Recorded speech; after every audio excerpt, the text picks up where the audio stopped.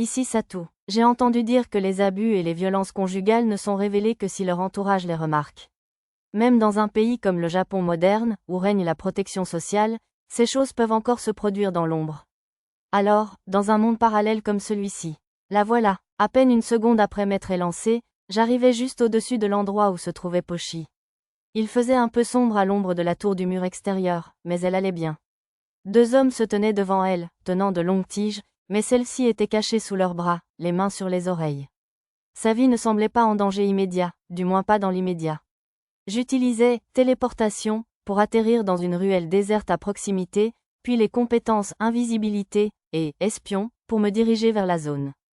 Comme il n'y avait personne aux alentours, j'utilisais la compétence « transformation rapide » pour redevenir Satou. Maîtresse. Tandis que Pochi continuait de hurler vers le ciel, je courus vers elle, en prenant garde à ne pas utiliser « cligner des yeux ». Qu'y a-t-il, Pochi, maître? Pochi leva vers moi des yeux pétillants. Ces hommes vous dérangent? Non, monsieur, ce sont des policiers, monsieur. En y regardant de plus près, je réalisais que leurs vêtements usés étaient ceux des gardes de ces livrats. Et, où diable avez-vous ces? L'un des gardes tendit la main pour m'attraper par le col, mais l'autre le frappa à la tête avec sa baguette. On aurait dit une légère tape, mais l'homme se tenait la tête et retenait ses larmes et ses gémissements, ce qui dut lui faire très mal. Je suis sincèrement désolé pour l'impolitesse de mon collègue, Sir Pendragon. Non, non, c'est moi qui devrais m'excuser. L'autre garde sembla m'avoir reconnu, ce qui expliqua pourquoi il empêcha son collègue de dire quoi que ce soit d'impoli à un noble. Cela semblait un peu violent, mais il avait sans doute à cœur les intérêts de son collègue. Maître, venez vite par ici, monsieur. Il y a des petits enfants qui meurent, monsieur. Pochi me prit la main et me tira vers une cachette obscure. Il y avait là plusieurs enfants, encore plus jeunes que Pochi. Qu'est-ce que c'était que ça? C'est ma réplique. Vous ne saviez pas à qui vous parliez? Les gardes se disputaient derrière moi, mais ça ne semblait pas particulièrement grave, alors je les ignorais. En me voyant, l'un des enfants ouvrit la bouche, mais il semblait incapable de parler ou de bouger. Deux des enfants avaient les jambes cassées, leurs blessures étaient rouges et gonflées, et des insectes grouillaient autour d'eux. D'après mon art, les enfants présentaient les états suivants: fracture osseuse, inanition sévère et déshydratation. Sauvez-les, monsieur. Ne vous inquiétez pas, je vais le faire. J'ai fait un signe de tête rassurant à Pochi. J'ai d'abord utilisé le sort de magie du quotidien, éliminateur d'insectes, de mon menu magique pour chasser les insectes. Burk, des insectes, s'exclama l'un des gardes derrière moi. Il semblait nous observer de loin. Je sortis quelques fioles de mon sac de garage, avec l'intention de donner aux enfants des compléments alimentaires avant les potions de guérison.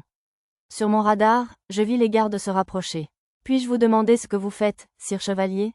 L'euthanasie est techniquement interdite ici, j'en ai bien peur. Non, non, je leur donne juste des potions de compléments alimentaires. J'en bus une gorgée pour leur montrer qu'ils étaient en sécurité, et le garde s'excusa et recula. D'accord, buvez-les. Murmurant doucement aux enfants, je leur donnais à chacun une potion de complément alimentaire, gorgée après gorgée, suivie d'un peu d'eau. Ils semblaient pouvoir les boire sans problème, alors je leur donnais ensuite des potions magiques diluées pour les soigner. Ils ont bougé, sire. Bien, laissons Miteruna s'occuper du reste. Je me tournai vers les gardes. J'emmène ces enfants avec moi. Y a-t-il des papiers à remplir? Non, ce ne sera pas un problème. On peut juste prévenir notre supérieur. Au fait, souhaitez-vous qu'on vous aide? C'était vraiment gentil de leur part. La femme du vice-roi a dû demander aux gardes, ou du moins à leur supérieur, de coopérer avec notre travail à l'orphelinat. Non, ce ne sera pas nécessaire. En disant cela, mes yeux étaient fixés sur Lisa et Tama, qui accouraient vers nous depuis la rue principale. Elles ont dû entendre le cri de Pochi et accourir aussi.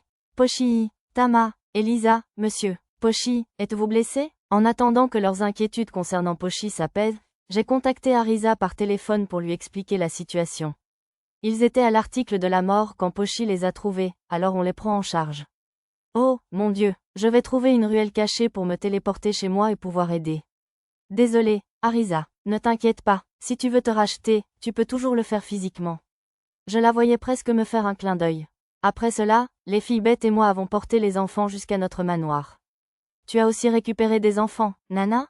La protection des larves est primordiale, je le déclare. En arrivant devant la maison, j'ai vu Arisa parler à Nana. Cette dernière était accompagnée d'un groupe de jeunes enfants. Nous sommes de retour. Bienvenue à la maison, maître. Sont-ce les enfants en question? Arisa a regardé avec anxiété les enfants que nous transportions. On a préparé des lits pour eux, alors dépêchez-vous de les faire rentrer pour qu'ils se reposent, s'il vous plaît. Arisa nous a conduits à l'intérieur. C'est lui. Oui, je les ai vus ensemble. Des larves? En me retournant, j'ai vu le groupe d'enfants de Nana s'enfuir quelque part. Je ne savais pas ce qui s'était passé, mais ils suivaient probablement une impulsion, comme le font les enfants. L'orphelinat ne serait pas prêt avant un certain temps de toute façon, alors nous pourrions les rassembler le moment venu. Pour l'instant, j'ai ramené les enfants que nous avions sauvés à la maison, en les allongeant chacun dans son lit. Ce sont de vilaines blessures. Arisa fronça les sourcils en voyant les os brisés et les articulations gonflées des enfants. Oui, je vais faire des soins que je ne peux pas laisser les autres voir. Assurez-vous que personne d'autre n'entre, d'accord?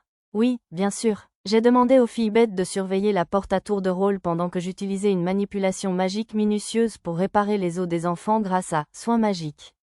J'avais utilisé des techniques similaires pour soigner les enfants que nous avions trouvés effondrés dans notre grange, les mêmes enfants qui étaient nos domestiques actuels. Attendez une minute, ils avaient eu les mêmes blessures à l'époque que ces enfants maintenant. Qui donc pouvait bien commettre une violence aussi horrible envers ces petits-enfants? Tandis que j'étais perdu dans mes pensées, mon soin magique acheva de restaurer les membres des enfants. Incroyable, c'était un sort? Demanda Arisa. Non, c'est la compétence soin magique. Je devrais peut-être m'y mettre aussi. Tiens, Arisa resta un instant sans voix. Finalement, elle me dit que la compétence soin magique demandait bien plus de points de compétence que n'importe quelle compétence magique normale. Je crois n'avoir jamais vu une compétence aussi coûteuse. Maître, si vous continuez à apprendre ces compétences spécialisées, vous allez le regretter, vous savez. Merci, je prends cet avertissement au sérieux.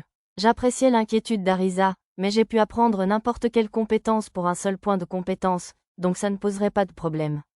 Non pas que je veuille gaspiller mes points, bien sûr. Un homme en vert? Confiant la garde des enfants sauvés à mademoiselle Miteruna, je suis allé voir les jeunes servantes dont les jambes avaient été cassées lorsque nous les avons trouvées et je leur ai demandé ce qui s'était passé. Je dormais au coin d'une ruelle, et un homme étrange et effrayant m'a piétiné. À ce qu'il semblait, le noble vêtu de vert, aussi connu sous le nom de conseiller Poputema, maltraitait des enfants sans abri en secret. L'homme vert m'a donné des coups de pied aussi. Monsieur vraiment, je le déteste. Les autres jeunes servantes avaient toutes vécu des expériences similaires. Homme vert, et Monsieur vraiment, semblaient être les surnoms que les enfants donnaient à Poputema. Maître, mort aux abuseurs. Nana restait impassible, mais serrait les poings de rage. L'intimidation, c'est mal? C'est vrai, monsieur. On ne peut pas s'en prendre aux petits-enfants, monsieur. Tama et Pochi étaient furieuses elles aussi. Cela semblait venir d'une pure moralité, même sans projeter leurs propres expériences passées. Maître, cet homme n'est-il pas un noble de haut rang? Je ne suis pas sûr qu'il soit sage de se mettre en danger de la sorte, même pour des enfants. Oui, Lisa a raison. Arisa avait habituellement un sens aigu de la justice, et cette déclaration était surprenante. Mais tu dois user de ton pouvoir pour protéger les faibles, quoi qu'il arrive. Les yeux d'Arisa brillèrent, et les autres enfants autour d'elle la regardèrent avec admiration et applaudirent à tout rompre. Voilà l'Arisa que je connais. Maître, tandis que je souriais, Nana s'accrocha à moi d'un air suppliant. D'accord, je m'en occuperai. Alors, arrête de me presser la poitrine, s'il te plaît. En l'état actuel des choses, j'allais au goûter de l'épouse du vice-roi le lendemain après-midi. Je pourrais alors confronter le noble vêtu de vert à la vérité. Si c'était vraiment lui, je lui rendrais justice. Un noble de haut rang comme lui n'écouterait probablement pas un noble de rang bien inférieur comme moi, alors je finirais probablement par devoir m'appuyer sur l'autorité de l'épouse du vice-roi, mais c'était précisément à cela que servaient les amis haut placés. Mais bien sûr, j'avais bien l'intention de négocier d'abord avec le noble vêtu de vert. Puis, tard dans la nuit. Alors, les rumeurs sont vraies. Je ne voulais pas y croire. J'ai interpellé le noble vêtu de vert, qui levait le pied pour piétiner un enfant endormi dans une ruelle.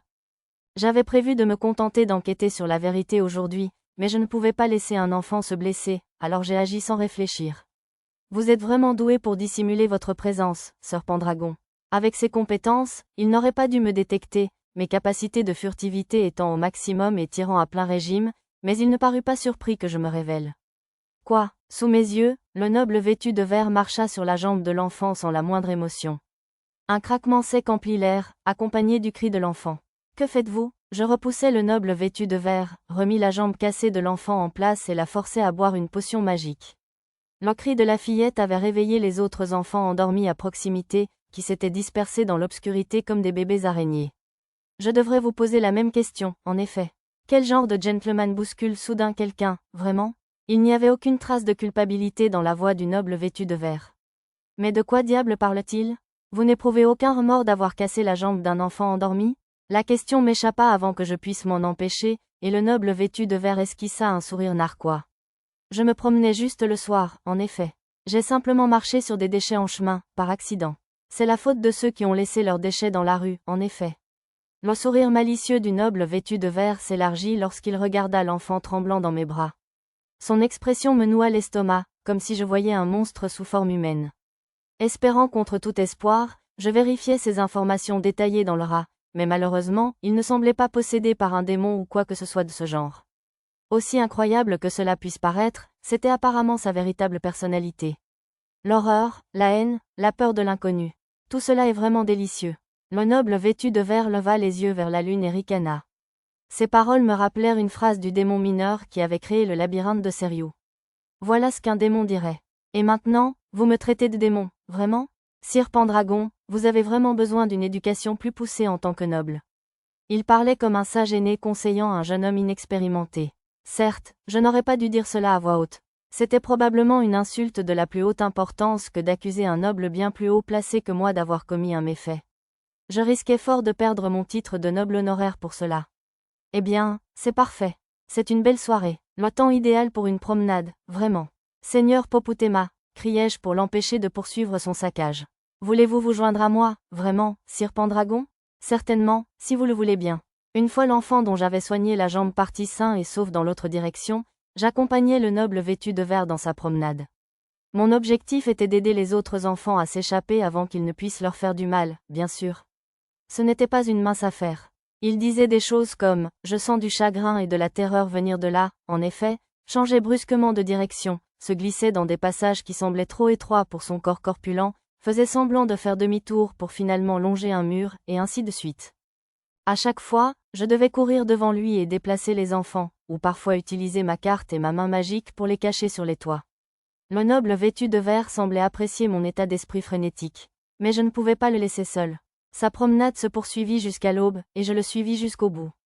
Votre confusion et votre malaise étaient tout aussi délicieux, Sir Pendragon, vraiment. Avec un autre rire, le noble vêtu de vert retourna à son manoir. J'avais réussi à protéger les enfants cette fois-ci, mais je ne pouvais pas le faire tous les soirs. Il va falloir que je fasse une faveur. Accélérant mes préparatifs, je me suis rendu au manoir du vice-roi sans aucun contact préalable. Mademoiselle Mitteruna et les autres devraient s'occuper de la soupe populaire du matin. Sire Pendragon, qu'est-ce qui vous amène ici? Le goûter n'a lieu que cet après-midi. Malgré mon arrivée sans rendez-vous, l'épouse du vice-roi m'a accueilli avec un sourire. M'excusant de ma visite soudaine, je lui ai expliqué ce qui s'était passé la veille. Et sa réponse, Poputema est un sacré fauteur de troubles, n'est-ce pas? Était bien plus légère que je ne l'avais imaginé. De toute évidence, le sort des enfants pauvres et orphelins était tout à fait banal pour un noble.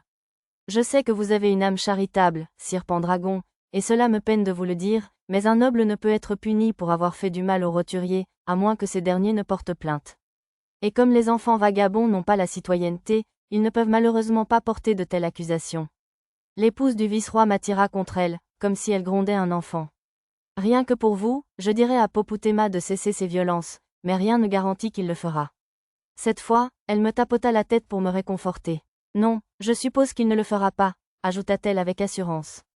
Si vous le souhaitez, je peux le faire expulser de Labyrinth City? Non, cela ne résoudrait rien, n'est-ce pas? Interrompit-elle. Ses yeux me fixèrent pensivement.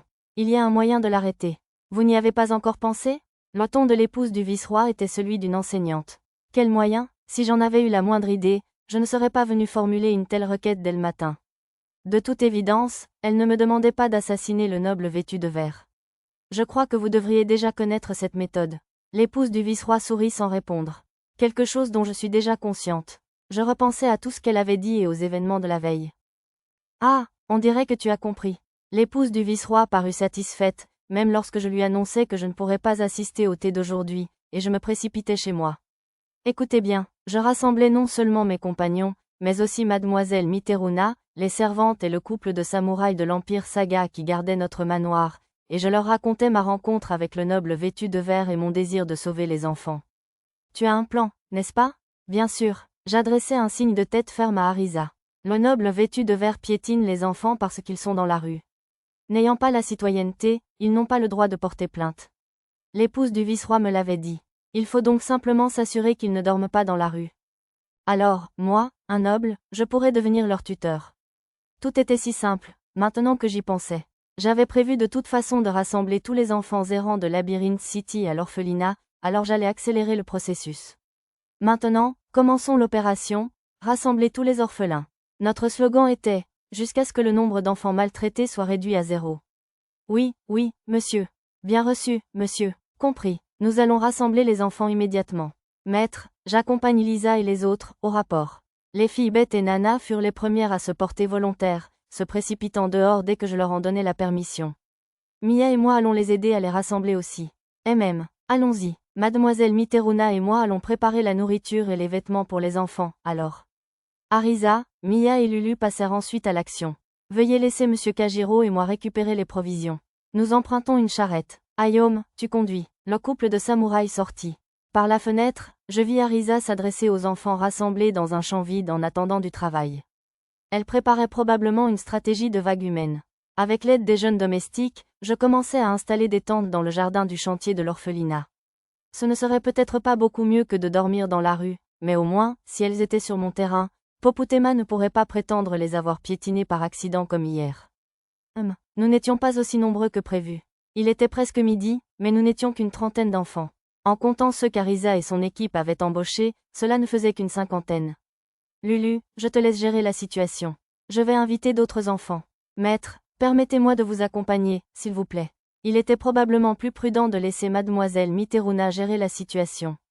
Rosie et Annie pourraient s'occuper de la cuisine, et les domestiques étaient là pour le service et les petits boulots.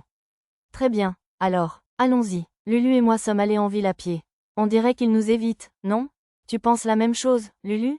Pour une raison inconnue, dès que les enfants assis au bord de la route nous voyaient, ils disparaissaient dans la foule. J'avais pensé que les soupes populaires me rendraient plus populaire auprès d'eux, mais c'était plutôt le contraire. Maître, quand nous avons retrouvé Nana devant la Guilde Ouest, elle semblait abattue, malgré son visage impassible. Un étrange vide l'entourait. Comment ça va? Les larves m'évitent, je vous le signale.